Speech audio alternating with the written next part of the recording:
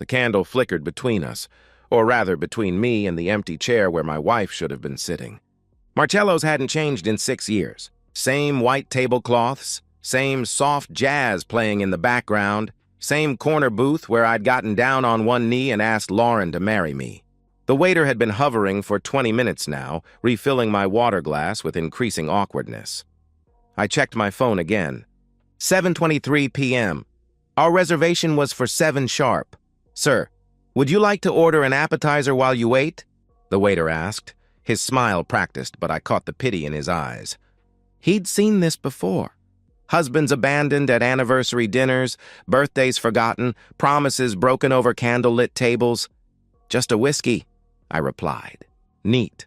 The amber liquid burned going down, but it was nothing compared to the fire building in my chest. I pulled out my phone and typed, "Where are you?" Reservation was for 7. Send. The blue checkmark appeared instantly. Message delivered. No response. I found myself remembering how we met 8 years ago at Sarah's housewarming party. Lauren had been laughing at something her friend said, head thrown back, auburn hair catching the light. She wore this emerald dress that hugged her curves perfectly. When our eyes met across the room, everything else faded. We spent 3 hours talking about travel, food, books. She'd backpacked through Europe after college. I'd done a month in Southeast Asia. We bonded over our mutual obsession with authentic carbonara and our shared dream of seeing the Northern Lights. Our first date lasted 14 hours. Coffee turned into lunch, lunch into a museum visit, museum into dinner, dinner into drinks, drinks into walking the city until sunrise. By month 3, she had a drawer at my place. By month 6, we were talking about rings. The proposal was perfect. Right here at Marcello's, her favorite restaurant. I'd hidden the ring in her tiramisu, cliché, but Lauren loved romantic gestures. Yes. Yes, of course. She had cried that night, tears streaming down her face as the entire restaurant applauded. The owner had sent over champagne. We were golden, untouchable, invincible. Our wedding was everything we'd dreamed of. Outdoor ceremony at the Botanical Gardens. Sunset vows, Lauren in a flowing white dress that made my breath catch in my throat. The honeymoon in Santorini was pure magic. Azure waters, whitewashed buildings, making love on terraces overlooking the Mediterranean. For 4 years, we were that couple everyone envied at dinner parties. We had good jobs, me as a financial consultant at Meridian Investments, Lauren as a project coordinator at a marketing firm downtown. Every January, we'd plan our big vacation. Costa Rica for zip-lining and rainforests, Barcelona for architecture and tapas. We talked constantly about upgrading from our modest 2-bedroom house to something with a backyard for kids. "I want to wait until I make senior coordinator," Lauren would say. "More money, better benefits for when we have babies." That makes sense, I always agreed. Everything felt right, perfectly timed, beautifully planned. But 6 months ago, something shifted. Lauren started working later, not just occasional deadlines, but 2-3 nights a week. The intimacy dried up, not just sex, but the small touches that made us us. No more morning kisses while she got ready for work. No more curling up against me during Netflix binges. When I tried to talk about it, she blamed work stress. "The company is expanding," she would say dismissively. "New clients, major deadlines. You know how it is." I wanted to believe her. I needed to believe her. My phone buzzed. "Finally. So sorry, babe. Stuck at office. Major client presentation tomorrow. Can we reschedule?" I stared at the message. The emoji felt like a slap, forced cheerfulness pasted over a lie. Something in my chest hardened, crystallized into cold certainty. I signaled the waiter, canceled our entrees, paid for my whiskey, and left. In the parking lot, sitting in my car, I pulled up Lauren's company website. I clicked through to the staff directory, scrolling until I found her boss, Greg Holloway, 41, director of marketing, married. In the photo, his smile was too white, too confident, too familiar. I started the engine. On the drive home, one thought burrowed into my mind like a parasite. What if she's not at the office at all? When I got home at 10:47 p.m., the house was dark. Lauren's car wasn't in the driveway. She didn't come home until 12:23 a.m., and when she did, her blouse was buttoned wrong. The next morning, I woke to an empty bed and the sound of running water. Lauren was already in the shower, unusual for her. She typically hit snooze 3 times and rushed to get ready. I lay there analyzing every detail from the night before. When she'd finally come home at 12:23 a.m., she'd kissed my forehead. I'd pretended to be asleep and whispered, "Sorry, babe." But her perfume was wrong. Not the vanilla and jasmine scent I'd bought her for Christmas. This was heavier, muskier, masculine. The next 3 weeks became a masterclass in marital decay, each week worse than the last. Week 1 nearly broke me. Wednesday night, after a dinner where we'd barely spoken, I reached for Lauren in bed. Not aggressively, just the gentle touch that used to lead to laughter and tangled sheets. She stiffened like I'd shocked her. "I'm exhausted, Nathan." "Please," she said without looking at me. The rejection hit like a physical blow. I pulled my hand back, heart hammering. Thursday, desperate to salvage something, I suggested a weekend getaway. Just us. No work, no stress. "Maybe that bed and breakfast in wine country you loved," I offered hopefully. Her eyes didn't meet mine. "I can't. We have a huge pitch next Monday." "It's Thursday." "The pitch is Monday. We could leave Friday afternoon, come back Sunday." "Nathan, no," she interrupted sharply. "I need to prepare. This is important for my career, her career. When had it become more important than us?" Week 2, the late nights intensified. Monday, Tuesday, Thursday. She rolled in past 11 p.m. each time, exhausted and distant. Tuesday night, something snapped. At 9:30, I called her office, hands shaking. "Meridian Marketing, this is Jennifer," a cheerful voice answered. "Hi, I'm trying to reach Lauren Brooks." "This is her husband," I said carefully. "Oh, everyone left by 6:30 today, sir." "The office is locked up," she replied matter-of-factly. My stomach dropped. "Are you sure?" "Maybe she's in a conference room?" "No, sir, I lock up myself." "Building's been empty for hours," she confirmed. When Lauren came home at 11:15, I was waiting in the kitchen. "How was the office?" I asked casually. She didn't hesitate. The lie rolled off her tongue like silk. "Crazy. We were there until just now. Greg had us reviewing the client account until we could barely see straight." Greg. She'd never mentioned working directly with Greg before. I started checking things, small things at first. Her car's odometer showed 47 extra miles one day when her office was only 12 miles away. Her phone, previously an open book between us, suddenly required a passcode. Most damning was the receipt that fell from her jacket pocket while I was hanging it up. The Meridian Hotel Restaurant. Last Thursday, 8:47 p.m. She told me she was working late that night. Week 3. I became someone I didn't recognize, a detective in my own marriage. Wednesday at 7 p.m., I drove past her office. Her car wasn't there. My pulse hammered as I circled downtown, some sick part of me hoping I was wrong, that I'd find her car at the office after all. I found it at the Meridian Hotel. I parked across the street, hands gripping the steering wheel. 45 minutes felt like hours. Then Lauren emerged with a man in an expensive suit, Greg Holloway, exactly as he looked in the company photos.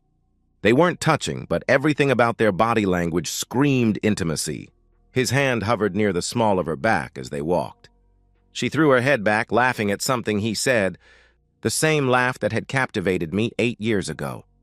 I drove home in a haze, poured myself a scotch, and made a decision. Friday night, Lauren initiated intimacy for the first time in months. She was aggressive, almost desperate, like she was trying to erase something. My mind raced. Guilt? Cover-up? I froze, pulled away. "I'm not feeling well," I said flatly. She looked genuinely surprised, then hurt. "Oh, okay." I turned over, heart pounding. The thought burned through me. "I'm not touching you until I know where you've been and what you've done." The next morning, I opened my laptop and searched private investigator infidelity proof near me. The top result was Raymond Cross Investigations. I stared at the phone number, finger hovering. Then I dialed. Raymond Cross's office occupied the second floor of a strip mall between a tax preparation service and a nail salon. No nameplate on the door, just a number. The kind of place people visited when their lives were falling apart. Raymond was mid-50s, with the tired eyes of an ex-cop who'd seen this story play out 1,000 times. His office was Spartan, Metal desk, 2 chairs, filing cabinets, and a coffee maker that looked older than my marriage. "I think my wife is having an affair," I said, voice hollow. The words felt surreal leaving my mouth. He pulled out a yellow legal pad. "Tell me everything." I laid it all out, the late nights, the lies, the hotel, Greg Holloway. Raymond took notes in shorthand, asking occasional clarifying questions. No judgment, no sympathy, just business. "What's your goal here?" he asked when I finished. "Some people just want to know for sure. Others want ammunition." I didn't hesitate. "I want proof. Explicit, undeniable proof. The kind that ends her credibility completely." Raymond nodded slowly. "That'll take time and money. Basic surveillance. Photos of them meeting, entering hotels. That's straightforward. But if you want bedroom documentation, that's significantly more difficult and expensive. Hotel security, privacy laws, technical challenges. I don't care what it costs," I replied firmly. "I need everything." "Understood." "Give me 2 weeks," he said, sliding a contract across the desk. The retainer was $3,500. I wrote the check without blinking. Returning home that evening felt like entering enemy territory. Lauren was in the kitchen making dinner. Pasta primavera, my favorite. The domesticity felt obscene. "Hey, babe, thought I'd cook tonight," she chirped, stirring the sauce. She was smiling, affectionate, the loving wife I'd married. I recognized it now, a guilt cycle. After her late nights with Greg, she'd overcompensate with sudden bursts of attention. "Smells amazing," I replied, playing along perfectly. I complimented the meal, asked about her day at the office, kissed her goodnight. The facade was exhausting, but necessary. I couldn't tip my hand. 1 week passed like walking through quicksand. Raymond sent a preliminary report via encrypted email, 16 documented instances of Lauren meeting Greg at various locations, restaurants, bars, 2 different hotels downtown. The photos were damning but not explicit. Kissing in parking lots, Greg's hand on her lower back, Lauren laughing with her head tilted back in that way that used to be mine alone. I forwarded everything to my cloud storage, then deleted the files from my phone. The paranoia was consuming me, checking my browser history, clearing my call log, acting normal while my world collapsed in high-definition detail. The second week nearly broke me. Wednesday night, Lauren tried to initiate intimacy again. I was trapped, refused too often, and she'd know something was wrong. I gave in, but it was mechanical, hollow, my mind racing with images of her with Greg. Afterward, she curled against me. "I love you," she whispered. I stared at the ceiling, silent. The words stuck in my throat like broken glass. "Day 12, Raymond called. "I've got what you need." "Can you meet tomorrow?" he asked. "What time?" I answered immediately. "Noon." "Come alone." I took a long lunch, hands shaking as I drove to his office. Raymond handed me a flash drive like he was passing state secrets. Hotel surveillance from Monday night. They were at the Meridian. "I've got external shots of them entering, time-stamped, but also—" He paused. The hotel room window faced the parking structure. I was able to get clear documentation through the sheer curtains with a telephoto lens. "It's explicit. No ambiguity." My hands trembled as he inserted the drive into his laptop. The photos loaded slowly, each one a nail in the coffin of my marriage. Lauren and Greg, naked in bed, unmistakable positions, faces clearly visible. My stomach lurched. Seeing the suspicion confirmed in high-resolution color was different than imagining it. "There's more," Raymond continued. 6 separate encounters documented. Timestamps, locations, credit card receipts Greg used for the rooms. "This is airtight." I closed the laptop, breathed deeply. "Send me everything." "Encrypted file. Secure server." "Will do," he confirmed. That afternoon, I contacted Margaret Sinclair, a divorce attorney a colleague had recommended after his own brutal divorce. I forwarded the evidence. Margaret called within an hour. "Mr. Brooks, this documentation is overwhelming. With fault-based divorce laws in this state and evidence this clear, you'll retain all marital assets. She'll have no leverage whatsoever," she explained professionally. "Good. Draft the papers. But don't file yet. I'll tell you when and where to serve her," I instructed. "That's unusual. Most clients want this over quickly," she noted. "I want it over strategically," I replied coldly. That weekend, I went shopping. I bought a large decorative gift box, elegant wrapping paper, silk ribbon, and a dozen red roses. The checkout clerk smiled. "Someone's lucky," she said cheerfully. I smiled back, said nothing. The plan was coming together. Monday morning arrived gray and cold, matching my mood perfectly. I woke before Lauren, watching her get ready for work with new eyes.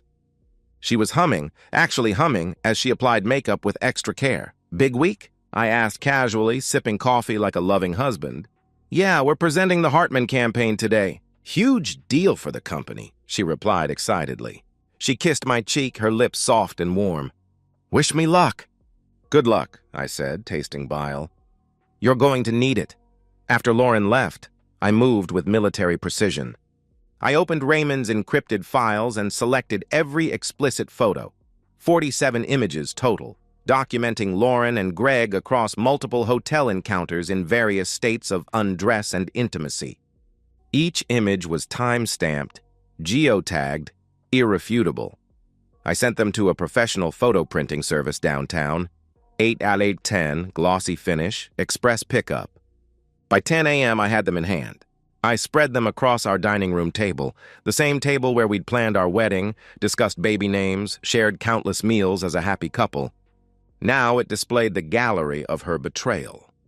I forced myself to look at each photo, letting the anger crystallize into cold resolve. The woman in these images wasn't the Lauren I'd married. This was a stranger who'd been living in my house, sleeping in my bed, lying to my face for 6 months. I arranged the photos carefully in the decorative gift box, the most explicit ones on top so they'd spill out first when opened. The box was beautiful. Elegant paper, perfect corners, silk ribbon tied in a precise bow. It looked expensive, thoughtful, romantic. At 1 p.m., I called Margaret Sinclair. "The papers are finalized?" I asked. "Yes, ready for service," she confirmed. "I need your process server." Today, 2:30 p.m., Lauren Brooks at Meridian Marketing downtown, 6th floor. He needs to deliver 3 things in this exact order: a bouquet of red roses, a gift box, and the divorce papers. In front of her colleagues. Margaret was silent for a long moment. "Mr. Brooks, this is highly theatrical. Are you certain?" "Completely. I want everyone in that office to see exactly who she is," I replied without hesitation. "Understood. I'll brief David Lawson. He's our most professional server. But Nathan, once this happens, there's no taking it back," she warned. "That's the point," I said firmly. I also drafted 3 emails, scheduled to send at 2:35 p.m., 5 minutes after the delivery. To Meridian Marketing's HR department, subject line, "Policy violation, evidence attached," with all 47 photos and documentation of Lauren and Greg's affair, noting timestamps during work hours and misuse of company time. To Michelle Holloway, Greg's wife, subject line, "Your husband's activities," with full photo documentation and hotel receipts. I'd found her email through Greg's LinkedIn profile. To Robert and Karen Mitchell, Lauren's parents, subject line, "You need to know," with a brief explanation and 3 of the most damning photos. At 2:15 p.m., I sat in my car 3 blocks from Meridian Marketing, hands steady for the first time in weeks. My phone buzzed. David Lawson texting, "In position." Proceeding in 15 minutes. I imagined the scene. Lauren at her desk, surrounded by co-workers, probably reviewing final presentation details for the Hartman campaign. The office buzzing with Monday energy, coffee cups and keyboards. The comfortable rhythm of corporate productivity. David walking in, professional and polite, carrying roses and a beautifully wrapped gift box. "Delivery for Lauren Brooks," he would announce. The office would go quiet. Who doesn't love getting flowers at work? Lauren would be confused, but pleased, maybe assuming I was trying to make up for recent distance. She'd open the card first. "For my loving wife, all your hard work deserves recognition. Love, Nathan." Then the box. The ribbon falling away, the elegant paper rustling. The lid lifting about 30 p.m. My phone buzzed with David's message. "Package delivered." Subject opened box in front of approximately 15 to 20 colleagues. Significant reaction. Paper served immediately after. I'm clear. I closed my eyes, breathed deeply. It was done. 8:35 p.m. The scheduled emails fired automatically. My phone remained silent. I'd blocked Lauren's number, but I imagined the chaos. HR convening emergency meetings, Michelle Holloway opening that email and watching her world collapse, Lauren's parents staring at their phone in horror. 4:47 p.m. I drove home slowly, savoring these last moments of calm. I'd already changed the locks, new deadbolts installed Sunday evening while Lauren was at the office with Greg. I'd told her I was visiting my brother. Inside, I methodically removed every photo of Lauren from the walls. 8 years of memories went into cardboard boxes. Our engagement party, the wedding, honeymoon selfies, anniversary dinners. I packed her clothes into garbage bags and stacked them in the garage. I changed banking passwords, contacted the mortgage company to remove her access, secured all important documents. At 4:23 p.m. through the window, I saw Lauren's car screech into the driveway. She ran to the door, key in hand. It didn't work. She tried again, panic rising, then pounded on the door. "Nathan! Nathan, open the door!" she screamed desperately. I walked to the window, pulled back the curtain. Our eyes met through the glass. Her face was destroyed, mascara streaking, eyes swollen, desperate and wild. "Nathan, please!" "I'm so sorry." "It was a mistake. Please give me another chance," she pleaded, voice breaking. My voice was cold, muffled through the glass.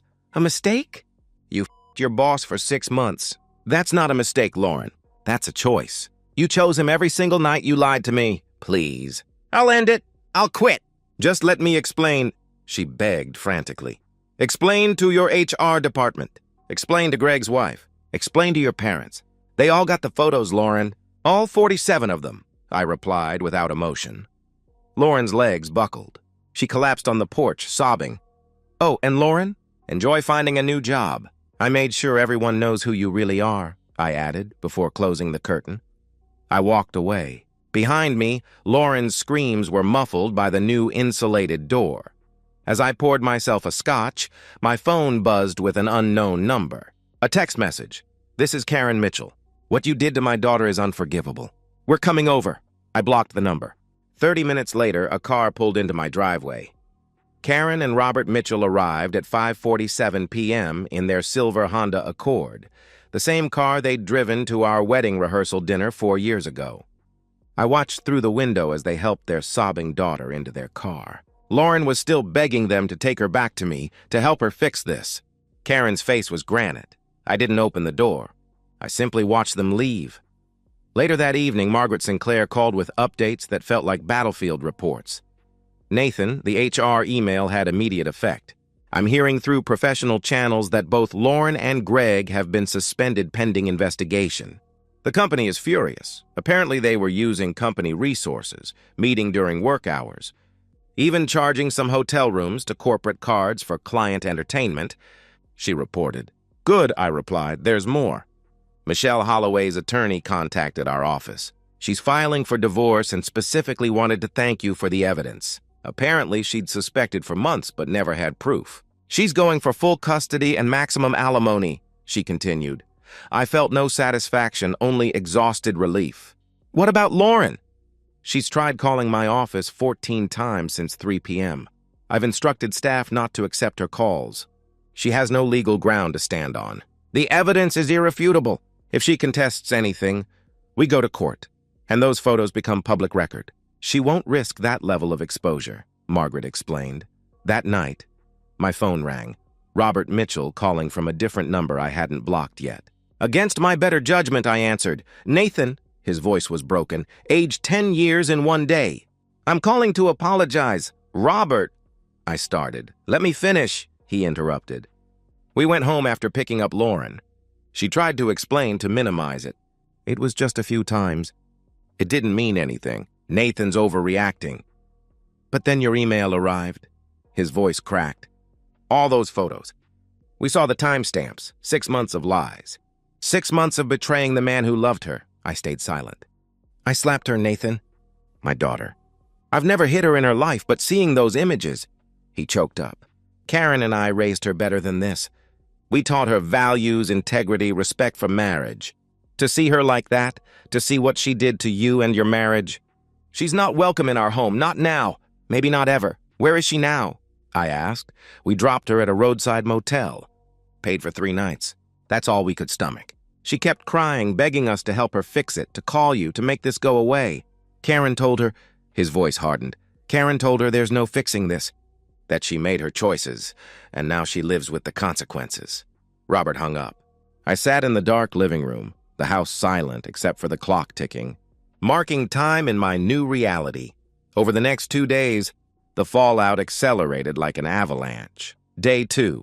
Meridian Marketing's HR completed their investigation with corporate efficiency. Both Lauren and Greg were terminated for violation of company ethics policies, misuse of company resources, and creating a hostile work environment. The terminations were with cause, meaning no severance, no references, their professional reputations obliterated. Day 3. Michelle Holloway's divorce filing became public record. Greg's father, a prominent local businessman, learned about the scandal through social media gossip. His response was swift and public, a Facebook post disowning his son. "I did not raise a man who destroys families," he wrote. Margaret informed me that Greg and Lauren had tried contacting each other, but Michelle's attorney filed a restraining order preventing any communication between Greg and the other woman. They were cut off from each other. The affair that destroyed their lives couldn't even offer mutual comfort. Lauren's carefully curated social media life evaporated. Friends who'd celebrated her promotions and anniversary posts blocked her. Her image as the successful, ambitious professional dissolved overnight. I watched it all from a distance, detached. I felt no joy in their suffering, but no regret either. Just emptiness where my marriage used to be. 3 days later, I found a handwritten letter slipped under my door. I stared at it for 3 days before finally opening it. The words inside were desperate, broken. I read it once, then burned it in my fireplace without responding. 60 days later, the divorce was finalized. Lauren didn't contest. Her attorney advised it was pointless with the evidence Margaret possessed. I retained the house, all savings, investments, everything. Lauren received nothing except the clothes I'd bagged in the garage. Through mutual acquaintances, I learned about Lauren's aftermath. She'd left town quietly, like a criminal fleeing the scene. Moved to Kansas City using her maiden name. Couldn't find work in marketing anywhere. The scandal followed her online, viral in professional circles. She was working retail at a Target, living in a studio apartment, alone. Greg Holloway's destruction was more complete.